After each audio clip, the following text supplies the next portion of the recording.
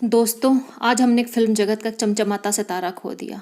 जी हाँ दोस्तों, आज हम बात कर रहे हैं श्री इरफान खान जी की, जो एक योद्धा की तरह लड़े, एक कैंसर जैसे रोग के खिलाफ लड़े, कॉलन इन्फेक्शन के खिलाफ लड़े, और आज हम सबकी आंखें नम हैं। तो क्या सिर्फ हम एक फिल्म सितारा खो देने की वजह से गमगीन हैं? नहीं, वो एक बेहतरीन इंसान थे, जिस वजह से आज हम सबकी आंखों में बहुत से आंसू हैं। आज सोशल मीडिया, फेसबुक हो, व्हाट्सएप हो, गूगल हो, हर जगह आप देख रहे हो उनके लिए संवेदना, उनके परिवार के प्रति, उनके व्यक्तित्व को याद किया जा रहा है। तो आज ये हमें दर्शाता है कि वो इंसान कितना बड़ा था। एक वो महान अदाकार तो थे ही, एक महान एक्टर थे, उसके साथ मैं ये मानती हूँ कि वो बेहतरीन एक इंसान थे। और मुझे लगता है कि इंसानियत जो है वो सबसे खूबसूरत चीज़ है, और वही इंसान को इंसान बनाना, मतलब इंसान के अगर इंसानियत नहीं है तो वो इंसान नहीं है। और उन्होंने एक लंबा संघर्ष किया। टीवी जगत पे भी चंद्रकांता, भारत एक खोज, जय हनुमान जैसे कई किरदार निभाए और उन्होंने अमिट छाप छोड़ी। इसके बाद उन्होंने कई फिल्में, इतनी सफलताएं अर्जित करी। भारत में ही नहीं, अंतर्राष्ट्रीय मंच पर भी अपना अदाकारी का लोहा मनवा चुके हैं वो। चाहे हिंदी मीडियम फिल्म की बात करें, English Medium, Life of Pi, Lunch Box, Slumdog Millionaire, अनंत हैं वो। लेकिन आज मैं ये सब क्यों बोल रही हूँ? मैं सिर्फ उनके जीवन से मैंने कुछ सीखा है, और आज वही अपने मन की बात आप सबसे कहना चाहती हूँ।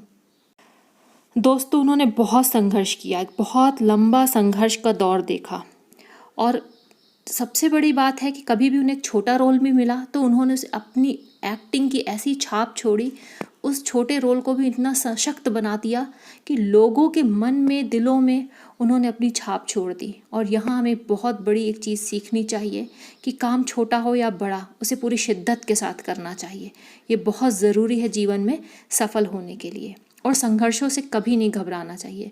अगर इरफान साहब ने भी यही सोच लिया होता तो शायद आज वो इतने सफल कभी नहीं हो पाते। उन्होंने टीवी पे एक लंबा दौर गुजारा, उसके बाद उन्होंने अपना वर्चस्व सिर्फ बॉलीवुड की फिल्मों में नहीं, हॉलीवुड की फिल्मों में भी अपना परचम उन्होंने फहराया। तो ये हमारे देश के लिए गर्व की बात है। और कई सम्मान उन्हें पाए, उन्हें पद्मश्री भी मिला, उन्हें पद्मश्री से भी नवाजा गया। तो ये सब चीज़ें तो छोटी हैं, लेकिन जो असल में मैं बात करना चाहती हूँ वह ये है कि वे हमेशा धर्म की राजनीति से ऊपर उठे रहे, ऊपर खड़े रहे। उन्होंने हमेशा सत्य का साथ दिया।